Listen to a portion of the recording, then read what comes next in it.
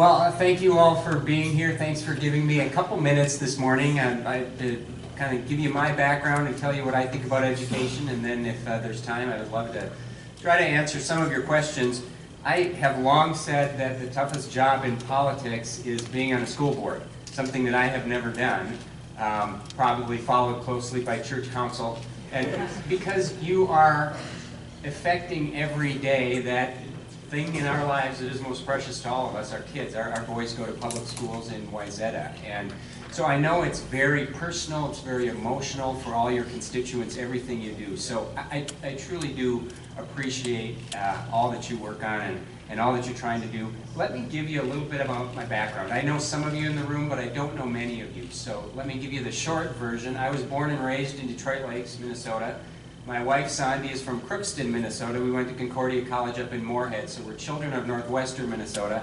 I spent a few years away. I went to law school out east and spent a couple years in Chicago.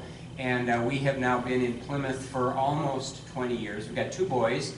Thor is at Wayzata High School. He's a junior. Rolf is at East Middle School in the Wayzata school system. I've spent most of my life in the private sector, both as an employee and as a self-employed business owner. And as Bruce mentioned, I served 6 years in the Minnesota House representing Plymouth and Points West, and now the last 6 years I've been on the Hennepin County Board representing essentially western and northwestern Hennepin County.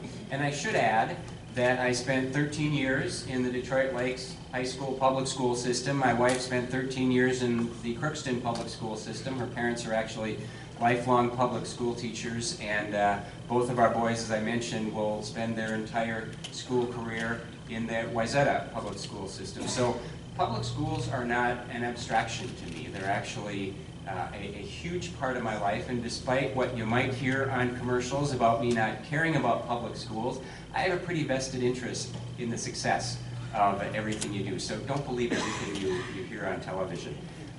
Let me share a couple thoughts that I have about K-12 education. First, and very importantly, I understand the fact that money matters.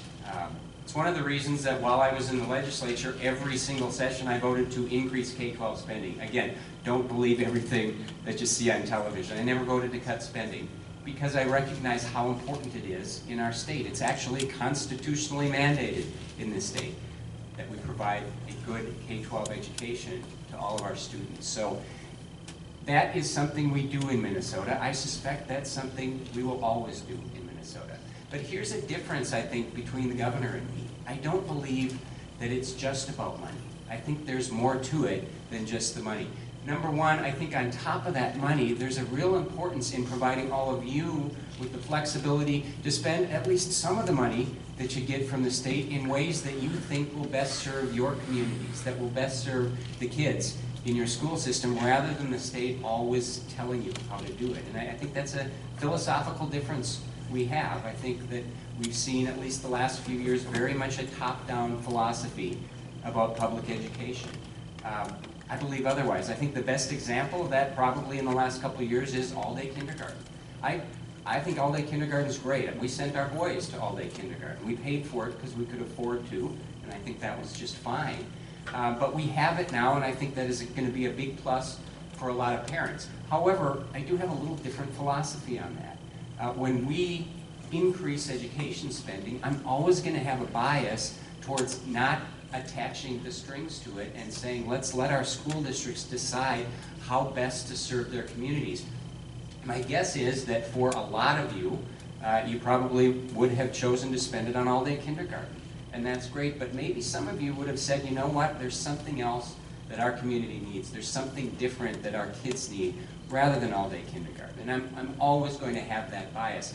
My first bill that I actually wrote as a freshman in the House of Representatives was a mandate elimination bill. I went through as the new guy in the House, and I think there were 147 mandates or whatever the number was at the time, and I picked out, I think it was the 7 or 8 that were the easiest for people to understand, and I thought the easiest to eliminate. And I learned a valuable lesson my first year in the legislature. Every mandate is there because someone got it there, and they will fight to the death to keep every one of those mandates. And in the end, we were actually able to get rid of a couple of them. It was a small victory, but as a freshman, that was okay. But that is my philosophy, that generally, you guys are going to make better decisions about what's good for your community and what's good for your kids than what the state will, or what the legislature will, or what the governor will. Number two, on top of the money, I think it's really important that the state provides you with the power to hire and promote and retain and reward the very best teachers. Most of the studies that we read will say that the two best predictors of success for kids in school are, number one, involved parents, and number two, great teachers. And I don't happen to believe there's a lot government can do about forcing parents to be involved. Maybe we can remove some barriers, but that's largely going to be their decision. But there is so much we can do at the state level to help you hire and promote and retain and pay well the very best teachers. And we're not doing that right now. And again, here's a big difference between Governor Dayton and me, because I think he's not only not doing that, he's actually preventing you from doing that. And I believe that is happening because I believe that he's letting the teachers union, or at least the leaders of the teachers union, set education policy right now. And I'm not an anti-union guy. I grew up in a union household. I have represented unions as a lawyer over the years, but I will never ever let a special interest, whether it's unions or whether it's business interests or otherwise, dictate to me what policy should be, especially in K-12 education policy. And I think that's a difference between Mark Dayton and Jeff Johnson. And let me give you a couple examples. The last in, first out bill, the 10-year reform bill, that passed on a broad bipartisan basis. My DFL senator was the chief author of that bill, and as you all know, that would have allowed schools, when there's a layoff, to look at more than just tenure, to look at performance or other issues as well. The governor vetoed that bill.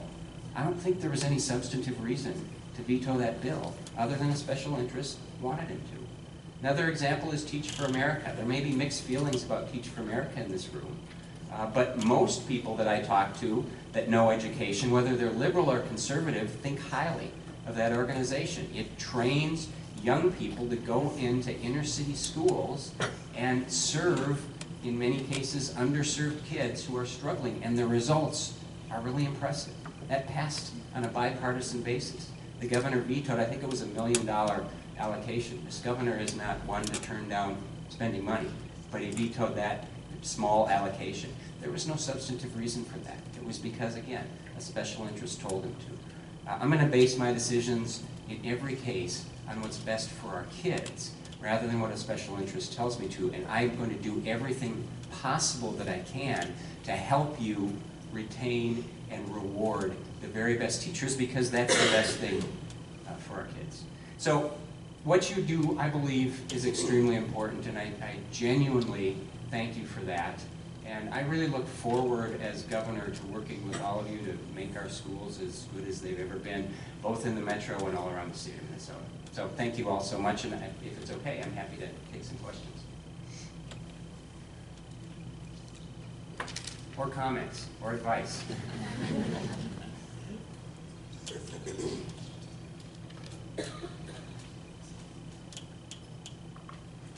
Good morning, Commissioner. Michael Schwartz with Richfield Public Schools. I work in finance and operations for the school district.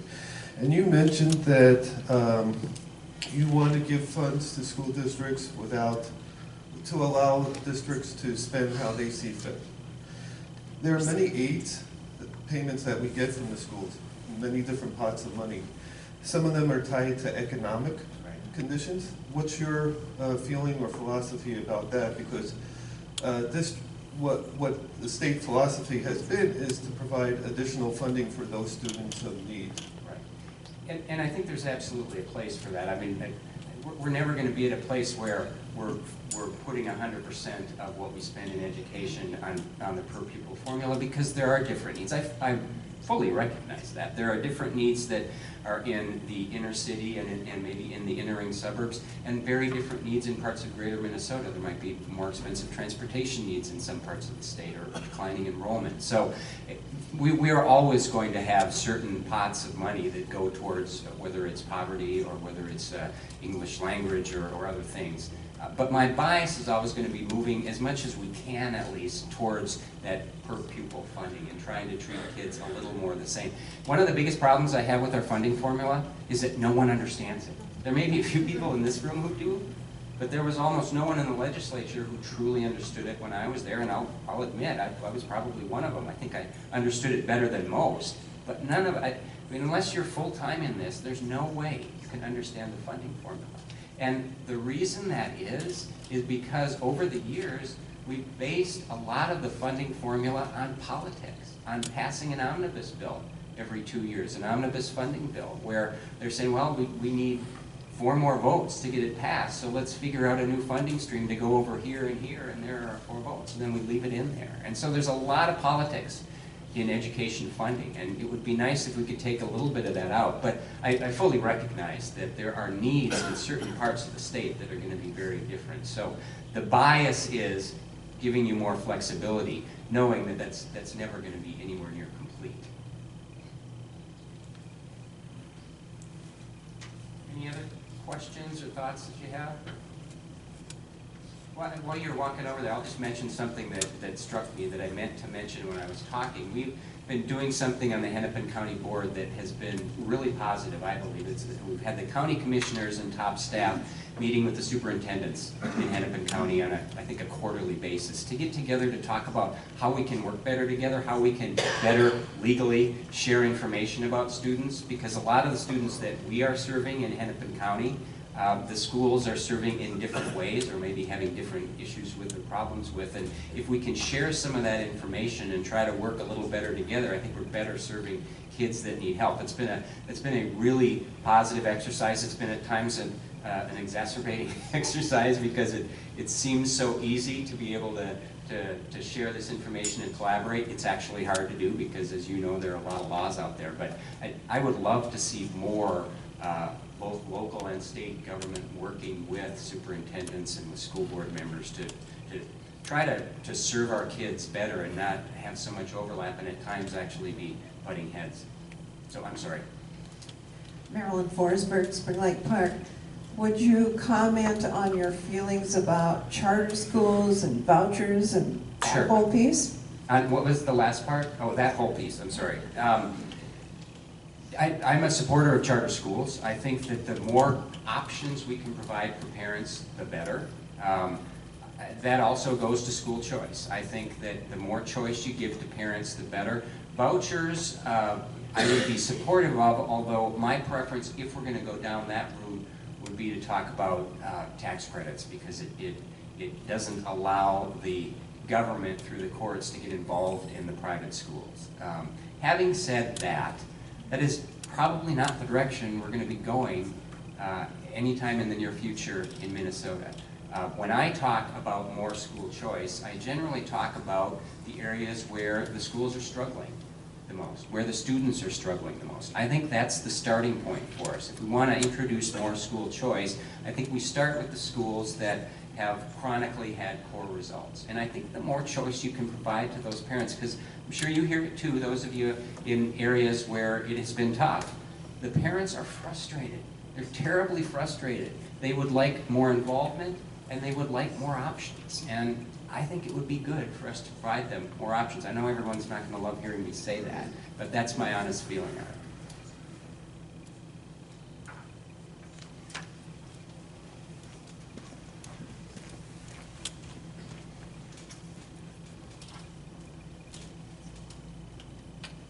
Julie Schweitzer from St. Louis Park and WEMIP, West Metro Education Programs. The research tells us that the majority of influences on a student's academic success come from outside the school. And yet every time when we talk about academic achievement, and it's understandable in this setting, we talk just about the school, 6 hours a day that a kid's in school. What are your thoughts on addressing issues of the poverty, food, health, lead pipes, all those kinds of things that we know affect a student's success? Absolutely, and as I mentioned, most of what I've read said that the very most important thing for kids is involve parents, and there's not a lot you all can do about that, nor is there a lot government can do about that, but there are things that we can do to address poverty and homelessness and some of the other things that really make learning difficult for a lot of kids in this state. I have been a strong proponent of starting to actually measure the human service programs that we have in this state. It's something that I've been pushing for on the county board, and I've had some level of success in that. Let's actually start measuring. We have thousands and thousands of human service programs that are intended to help people, help adults and kids who are in poverty or homeless or who are being reintegrated from prison into society. The problem is we measure very few of those programs to figure out which ones are actually changing people's lives, because some of them are. I see it on the county board. We have programs that are making life better for people who are struggling. We have other programs that aren't, and we continue to fund them. And we should be measuring those programs, and the ones we're funding because it makes us feel good, but they're really not changing people's lives. We need to redirect that money, some of it to the programs that are actually working. I think we'll have a lot better results that way. That's a long-term project. It's not something that we're going to be able to do in a couple months. That's going to take years to actually start measuring those programs. I think that makes a big difference. Another piece is what I just mentioned. I think we could do a much better job amongst government entities in collaborating to serve these kids that need help, who are, you know, moving every couple months and switching schools, or whose parents are in poverty and can't afford the basics, or who come to school hungry every morning. And I think if we do a better job of collaborating, we can better serve these kids and hopefully make learning a little bit easier for them.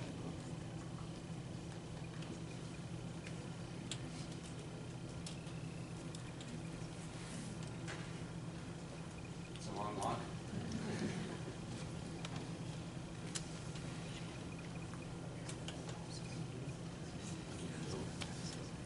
Good morning, Commissioner. Thank you for being here this morning. I'm Lori Swanson. I'm with the White Bear Lake Area School Board.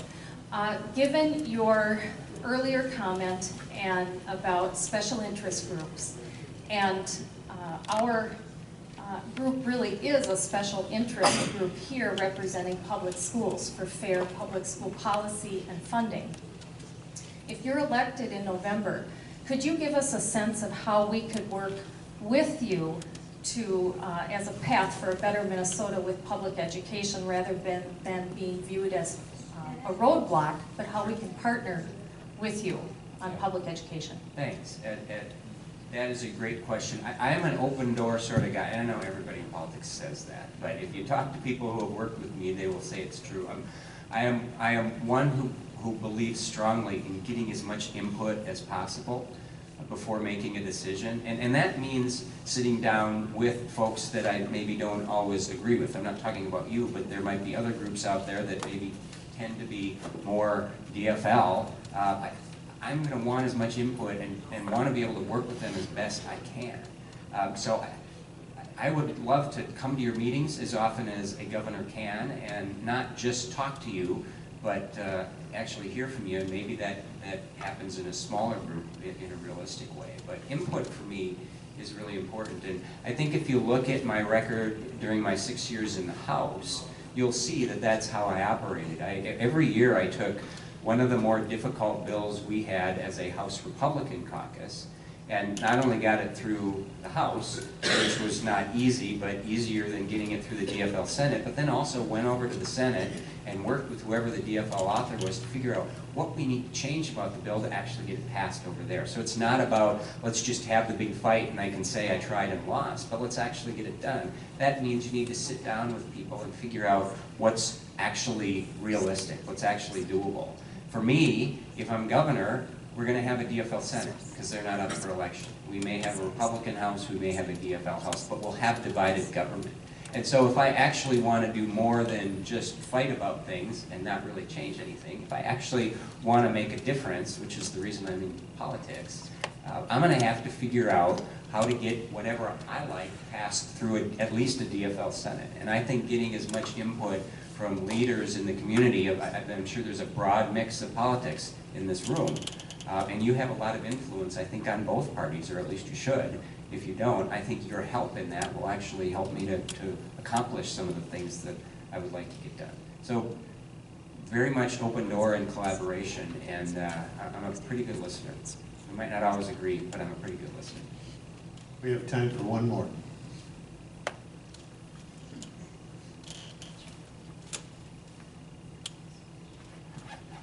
George Kimball, White Bear Lake.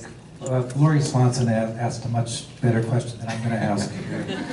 And maybe there should be another one after mine. But I want to go to your TV ad, and just kind of for fun, partly. But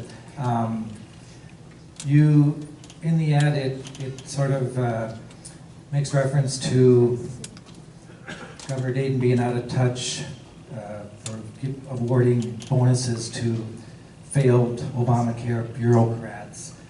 So there's a thought that, you know, that wouldn't be his role. He certainly did, you know, I think arguably didn't pay the bonuses, the Minsher board did or whatever. But so would you say that that would be the governor's role to get to that level of overseeing the administration? And then second, do you really get down there and measure the length of the grass?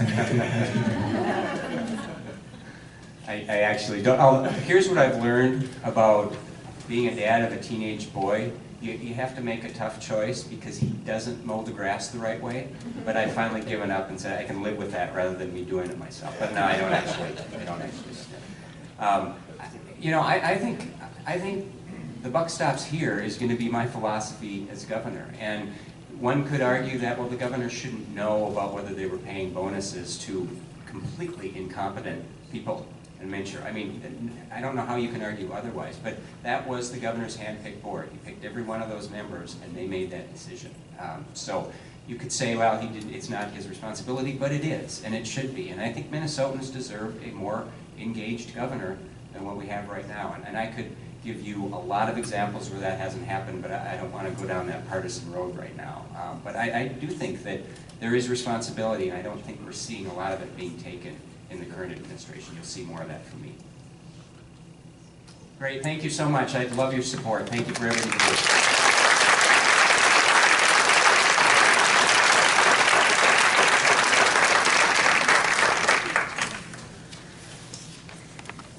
Knowing that you said money's not the only thing. Right. Well, I think the teacher part is probably the most important part. The more flexibility these school districts have, the ones that are chronically failing to hire and reward the best teachers, the better. And there is a lot that we can do, and I think we're going exactly in the opposite direction there. I think giving parents more control over education, especially in the school districts that aren't doing as well, is really important too. Someone didn't ask it, but I would have talked about the parent trigger. That's kind of one of those ideas that's out there in different states that I think is worth at least looking at in Minnesota. You mentioned in there that they shouldn't believe what they see on TV. Are you worried that the narrative has been set on education and people think that you're this guy out there slashing away? Yeah, I don't know, but there have been almost $2 million worth of commercials, negative commercials from our last count, and most of those commercials have said that I cut education, which is false. So, you know, that's always a risk, but we're responding to that pretty aggressively, both out in the public as well as probably some on TV at some point.